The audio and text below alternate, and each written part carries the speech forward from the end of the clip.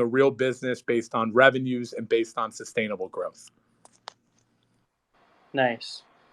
Now, Brian, again, if at any point you feel that we're pushing any boundaries or asking questions that you're not able to answer, just let me know, and respectfully we'll move on to the next question. The next thing, do you see, or where do you see revenue trending in the next 12 to 24 months? Yeah. So, of course, being a pubco, I can't give exact numbers, but, we're very confident, and I'm personally very confident that our revenue stream through this focused effort of Forever 8 grows at an accelerated pace. It was very exciting to acquire that business. We feel very strongly that that business has the ability to grow in a parabolic manner. And we believe that revenues will show that. We're excited to report Q4, the first quarter with F8 integrated. And then, of course, working into Q1, Q2, Q3 next year, when we really start to see some of the technologies that Cryptyde has become part and integrate into the F8 ecosystem, into the Forever 8 ecosystem, and really hit those growth metrics. So, I can't go into specific numbers, but as we implement our plan and implement our technology, we believe strongly that we'll see some really great growth over the next 12 months. Okay. Magicite's more of the hardcore Cryptyde novel, we call them. But when it comes to the newest acquisition of Forever 8, do you have any tangible examples on the sum of the acquisition, how it's worth more than the actual parts? Could you elaborate on that?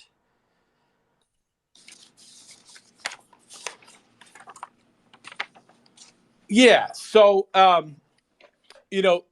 the acquisition provides us, and I have to be a little careful, right? Because we're working through the tokenization efforts still with regulators and how that's going to work.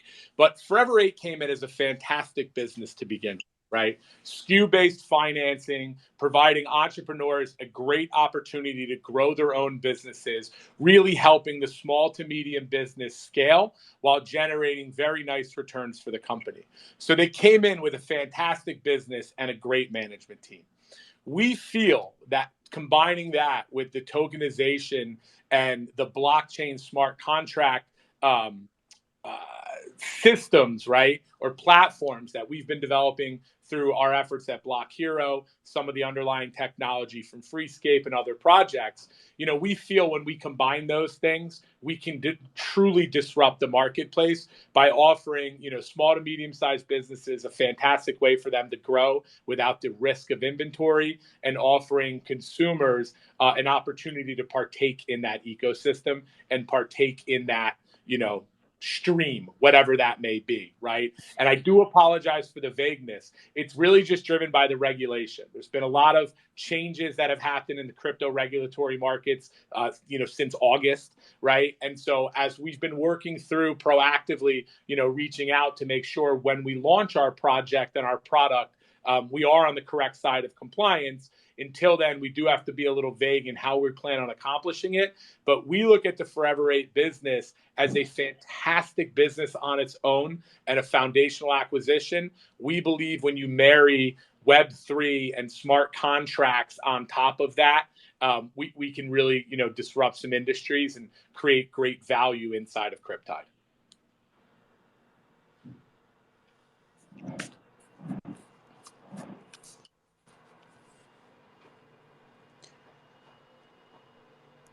Rick, do you want to take the mic and go over some of the other points we discussed prior, or Magicite, if you want to? Sure. Actually, I definitely would love to have an elaboration.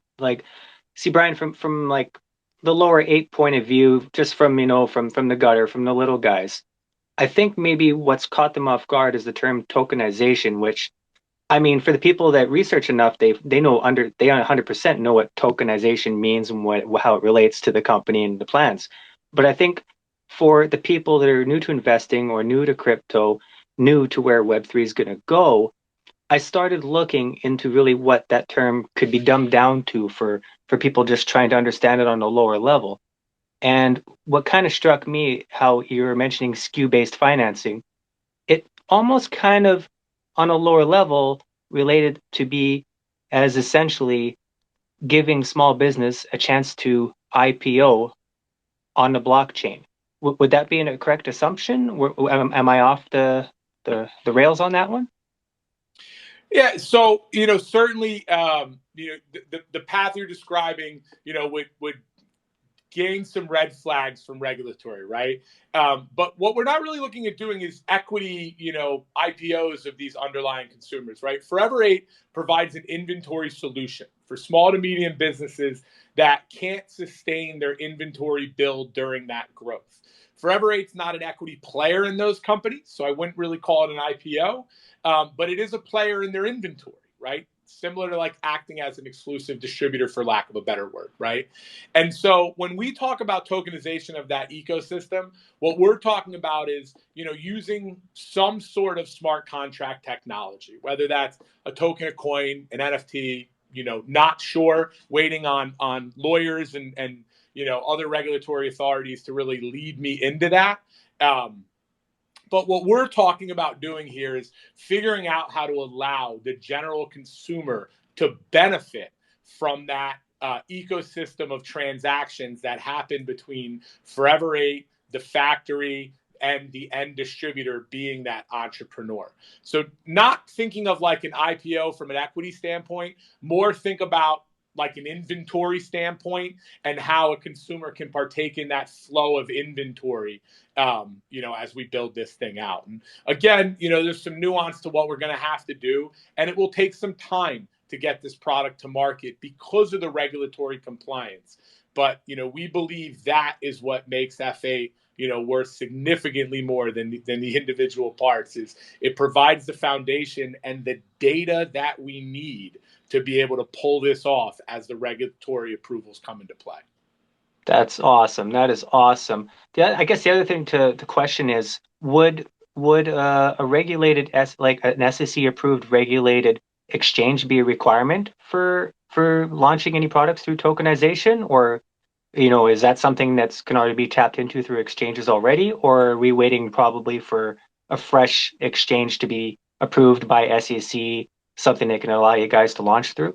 So there's ways to do it regulated now, right? We're going down a compliant path right now, and I can't go into details about who our partners are in that space. But there are companies that are doing this in regulated, compliant offerings today. Some of them are using, DEXs, and some of them are using, existing exchanges, unique offering methods. So I think, a mix of all of the above comes into play as you do these. There's a few different ways from a compliance standpoint to accomplish things in the yield space. And, as we evaluate those, we'll be sure to, keep the market up to date. And of course, as we go to put one into play, we'll be looking for the support of our retail shareholders to help get that word out there. That's very cool because I know I've been looking into like XY Labs and T0 and FTX and things like that. So that's why I had to throw it out there, because it's something, I guess a lot of people haven't really dove into. It's intimidating for new investors to look into. So I'm glad you clarified a bit. That's awesome. No problem. Happy to help.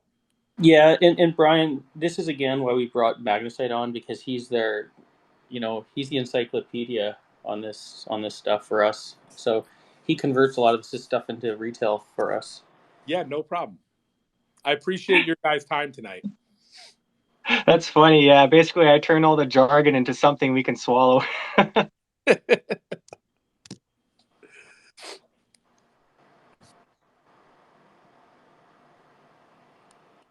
I ask a question?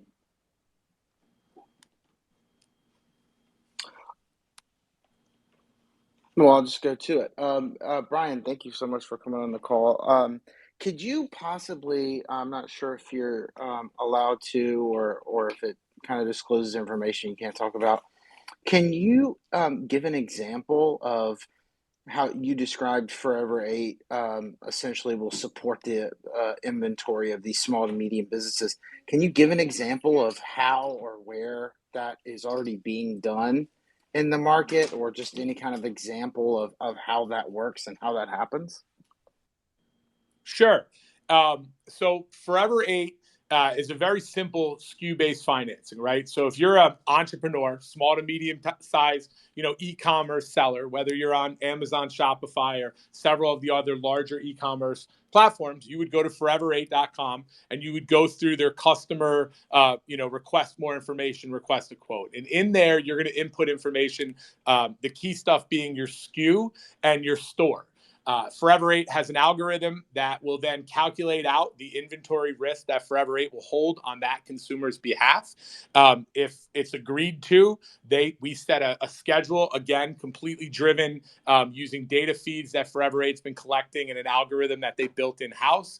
We're going to predict out how much inventory we're willing to take the risk on. We're not asking the consumer for credit checks, personal guarantees, or any of the other scary things that entrepreneurs are dealing with, as they grow their businesses. We're buying that inventory directly from the factory, bringing it here, landing it in our 3PLs, and then allowing that entrepreneur or business owner to sell that inventory and simultaneously transacting. So we hold the inventory risk, but everything on our end is data-driven. F8's ability to gather unique data from both a sales and product standpoint, as well as leverage that data through their predictive algorithms, is what we believe allows us to truly bring this to the smart contract world. But its business on its own is wildly impressive. Its ability to use computer logic and an algorithm to crunch this data in real time and determine seasonality, color variation, size variation, and determine everything based off that product SKU really takes the risk out of it from the consumer, and from our standpoint is a risk mitigation tool because it's completely data driven. So the F8 business, as its own, is extremely scalable. Always looking for more clients. So if any Amazon sellers, Shopify sellers out there listening to this call, please go to forever8.com. We'd love to hear from you as we continue to grow this business. That's pretty cool. Actually, I'm glad you're talking about acquisitions there. Is there an active, I lost the word, forgive me, but an active campaign right now through Forever 8? Are they actively campaigning in certain areas on the internet or certain sites or certain media right now at the moment, or is it just word of mouth? Yeah, so Forever 8 has their own proprietary sales tool. They built their own sales tool that uses Amazon data to determine who the perfect client should be. And I don't want to go a whole lot into detail on it, other than it creates a really nice backlog of clients that we get to go through and ensure we're picking the ones that will provide long-term value. But we're always open to more clients. We go to trade shows. We get our name out there. And so we're always looking for more clients. But we do have a great proprietary sales tool that F8 had previously developed prior to the acquisition that does a fantastic job in building them a sales pipeline with a low acquisition cost. Nice. So essentially it's looking for data on the back end. That's pretty cool. Yeah. I can see how that could work, because all that data from Amazon, that's a hell of a lot of data to go through, and you guys can just handpick which ones are the best ones to choose, Yeah, and Forever 8 really built a tool that can take that mass amount of data and make it useful for us, and that's really appealing and part of the reason that we move forward with this acquisition. Brian, there's a few topics we want to get into, but I think letting the cat out of the bag and just bringing this up, because I know a lot of people are wanting to talk about this or hear about it. Freescape, can you go into what we discussed on the irresponsible big tech spending, and can you go into how Cryptyde's not going to make the same mistakes? Sure. Yeah. So, the decision was made on Freescape to pause the project, right? A tough decision, but a fiscally responsible decision in our opinion, right? To be clear, we're not shutting down or terminating Freescape. We've stored the assets in a manner that allows us to assign attributes to them in the future and continue to leverage those characters as the market develops and the crypto winter goes away, right? And so I want to be clear and let the market know we've paused the project. And we've paused it due to the market conditions, right? We've seen, the spending of Meta. We've seen the usage statistics of Decentraland, the sales statistics of the Walking Dead release, right? With the exception of a few projects, it's a tough space to be in the entertainment and gaming industry. And to launch something that you can't wholeheartedly support is not fair to the end consumer. We've determined as a company our assets being our time, focus, and capital, and our tokenization and blockchain, internal gurus are best leveraged for shareholder value on Forever 8. It is a business that is actively generating revenue and continues to scale during crypto winter. It's agnostic to the crypto market conditions. And I don't want to say recession proof by any stretch of the imagination, but we fund a wide variety of products that allows us to survive in turbulent economic times. For that reason, we've decided to shelve Freescape, focus those efforts on Forever 8, build the foundation of shareholder value and positive cash flow that allow us to be in the right position when crypto winter thaws and we can readdress and relaunch the characters. I think our team did a fantastic job in what they've built. I just think our timing was a little off, and our assets and focus can be best used on Forever 8. I apologize to the market of how this got out there. Of course, we had a messaging that we were planning on doing in our upcoming filings with Freescape, as nothing got, no project got terminated. It purely the launch got paused at this time. So I do obviously, want to make it clear to the market. We apologize how this came out.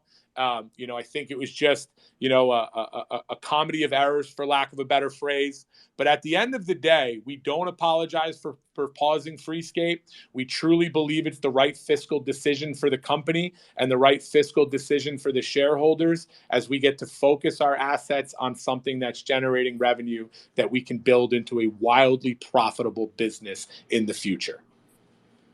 That's amazing. And you really cleared a lot up there. I guess one small thing, I think this will probably help the little guys here. There's a few little guys, I'm sure, on the call that are on the list for winning a few Space Cowboys on the raffle. Are you guys keeping notes on those people that when you guys finally launch to go, oh, yeah, we know, we got you on the list. We're sending them out to you. Like you didn't forget about the ones that won? Yeah, look, we didn't forget about anybody, right? We are holding these assets. These assets are not being destroyed by any stretch of the imagination. It's fantastic. It's fantastic work that was done. We're storing them in a way that we can assign in the future. We're, storing all of the data that was along with it. And, when it comes time, I think we can really do some great things with the Space Cowboys and Freescape. I just don't think that time is today. Yeah, for sure. And I guess maybe one more deep dive dig here is, are you planning on preserving the existing partnerships that were in place prior to the delay of the launch? Are you going to keep those partnerships ongoing and just in your back pocket, or? Yeah, look, we want to leave all relationships with all partners in a great position. All of our partners are experiencing the same turbulent economic times we are, and we hope to be able to work with everybody in the future as the market conditions change, for sure. That's awesome to hear. I mean, because I know like a lot of stuff that I reference is deep dive. That's what I'm known for, is like looking back, in history and seeing what was released as public info, stuff like that. And one of the things that definitely jumped out at me, what we were all definitely excited for, is Freescape, also for the connection with the low motive partnership in the investor deck. So we're going, oh no, is that gone? Is it still ongoing? Is it something you can talk about? Can you not talk about it? Actually, can you even talk about that now, or is that kind of a low key? Let's not go there yet. Yeah, look, we He had his gummy. We want to I preserve. I did not eat my edible yet. Come on, give me some credit, guys. We're here to preserve all of our relationships. We feel that these partners, whether it's Nexus, whether it's Lemotif, they're all positive partners for us in the future. And so as things develop, we have good relationships. We intend on maintaining good relationships. We are absolutely different companies. We have a very direct focus on where we're going from a revenue standpoint, but we love the relationships that we have with our partners, and we plan on maintaining those. Oh, see, that's the sound of me clapping. You are the first person from Cryptyde to actually say the word Nexus. Thank you. Hey, Brian, on the last thing you were mentioning, like how do you guys as a company like, how do you guys plan on balancing spending money and growth in an ascent market? Yeah, as I said earlier, capital and cash is key, right? We're in an economic downturn, at least from a crypto standpoint, and we recognize that. You couple that with a sector that not a whole lot of history, in the crypto space, which, oftentimes hurts confidence a little bit. And so we have to be good stewards and we have to be fiscally responsible as we grow this business. That said, it is a tough economic time for all crypto companies. And so as opportunities present themselves in the marketplace, we're going to do our due diligence, and we're always open to those partnerships. We're always open to sustainable relationships that can help us grow. We are going to be extremely focused on using money to make money. It is one of those economic times where you just can't have furious spending. You need to have focused, controlled spending on things that are going to generate positive value for the business. And that's really, our focus. And so the way we're going to balance this is by ensuring our capital is going towards growth, and measurable growth, not, hope and wish me growth, but things that you can put something in, measure the return, and continue to slowly grow it as the numbers prove out, and then amplify that growth with data-driven decisions. And so I think the biggest thing for us is we're going to continue to leverage the data that we have access to and use that to make the decisions that drive the company and drive where our capital spending goes.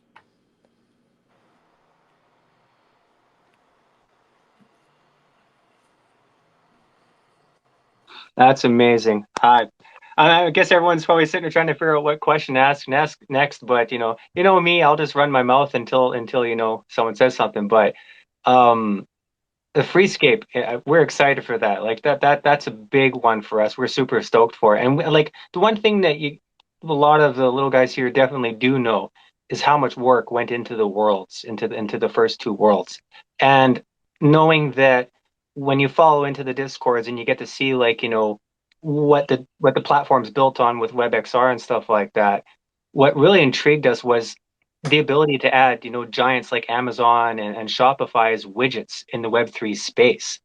And I mean, that's going to be amazing. I mean, I'm looking forward to seeing that stuff personally. And wait till you see Forever 8 widget in the Web3 space, right? Oh, I nice. think that we can do some very cool stuff in that space. And Forever 8 is a good amount of data that will really shock the world down the road. Well, I imagine like looking at the technology, especially when it comes to 5G. I was thinking about this the other day, realizing that a lot of people are going to be using cell phones. I mean, with the downturn in the economy, things like that, a lot of people aren't going to be able to afford high-end PCs and things like that. And it dawned on me, having as many 5G devices in people's hands is going to greatly help, like the Web3 space. Am I reaching on that one? I mean, I imagine people are going to need access to high speed data, and 5G's, it's got it, right? Yeah, look, infrastructure has to keep up as technology and software improvements in the Web3 AR VR space continues. Infrastructure is going to have to keep up, and that's going to be a huge piece of these markets as they advance. Yeah, I remember going into a few demo spaces of other projects, and it didn't turn out so well. A lot of glitching, a lot of slowdown. I'm going, okay, please, please, please. I hope they're scaling this properly. Yeah, no, lots of struggle and development, but lots of cool stuff's going to be built over the upcoming years as the infrastructure catches up to the brilliant minds that are out there in the world today. Are there plans to bring back on like some of the artists like later on when Freescape relaunches? They're just on pause and then they're going to come back and do a next batch, or? I can't speak on any of that. I do apologize. Oh, I had to ask. Hey, Brian, I got a question. A lot of retail is we're very passionate and also emotional at the same time. We know the ins and outs of the business, and we want to engage in your guys' products. Is there a way that we can support you? Yeah, we appreciate that, right? And what we ask is you support our projects and support us. We ask you to remain optimistic during these turbulent times. We shareholder. We recognize that. We appreciate, your desire to have calls like this. We want to open up that communication. There are limits to how often we can do it. We do have a business to run, but we want to make sure that we're here. And we want you guys to be supporting us and carry that optimistic message forward. We are confident that we have a disruptive model that's been validated multiple times by industry leaders, and we can provide long-term sustainable growth, but sometimes we can't show you a step in that growth every week. And so during those periods where we're unable to make, meaningful conversation, we ask you to just believe that we have a plan and that we're open to sharing that plan as often as we can with meaningful updates. And that plan is really going to disrupt the world as we build this business. And we appreciate real retail shareholder support, because we hope that retail shareholder support becomes retail word of mouth marketing as we launch these projects. So we just ask for your patience and your optimism as we work through these turbulent times and build a real sustainable business with Forever 8 as our foundation. Very, very Wow, cool. really good. Are there any like plans right now to actually do a collaboration with Lomotif? Is that still a thing, or is that something for later? Or Look, there's nothing that's been announced, and for all the public disclosure reasons, I'll leave it at that. Right, it's two pubcos, so nothing's been announced, but we think Lomotif is really doing very cool stuff. We think that Vinco's management is going to get that business really cranking, and we're always open to relationships in the future.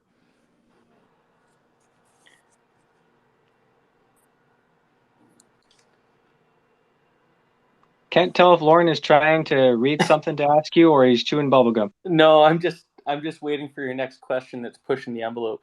No, I'm just bugging you. No worries, man. Go nuts. I think another question I would ask you, Brian, is the CEO of the company. Is there anything that you're really excited? Like, what are you the most excited about Cryptyde? Yeah, I mean, look, I'm excited about everything, right? I am a relentless optimist, right? I know some of you guys have seen pictures of me trending across Twitter at different places. I wear Hawaiian bright colored shirts because I am excited about what we're building here. I love getting up and coming to the office. We're building a team of top tier talent that is focused on changing the world. In addition to that, right, beyond my general excitement for what we're doing here, I'm excited to bring new funding opportunities and opportunities for consumers, whether it's traditional financing, whether it's tokenization, irrelevant of what the final format from a legal standpoint becomes. I'm excited to bring new financing and funding opportunities to consumers. Forever 8's model gives us an array of data that's extremely valuable in building out blockchain-based applications. We believe those applications are going to benefit not only the Forever 8 customers, being your small to medium businesses that need help in times like today, but they're going to bring benefit to the general consumer that's tired of being bullied by the big banks, and we're looking for a way to give that consumer an opportunity to even that playing ground. So I'm really excited about Forever 8. The model that they have today, the data that they're providing that's going to allow us to build a new disruptive model in the future. And, I'm excited about Cryptyde, right? And I truly feel that way every day. We have a great team, a great business, and great retail shareholders. And, we appreciate your guys' support as we get to execute on this plan and build a real business. Brian, sorry, Lauren. You go ahead. Sorry. No, I'm not gonna ask you anything about this because I know you're not gonna be able to comment on it, but I think it is important. Being the CEO of the company, and you and other executives probably have some sort of stock option plan. Just be very mindful on who the market maker is for your guys' company, and just monitor any sort of manipulation with that. So I'm just going to leave it at that, but I wanted to get that in there because that is a known issue going around the market right now. Absolutely, we will be.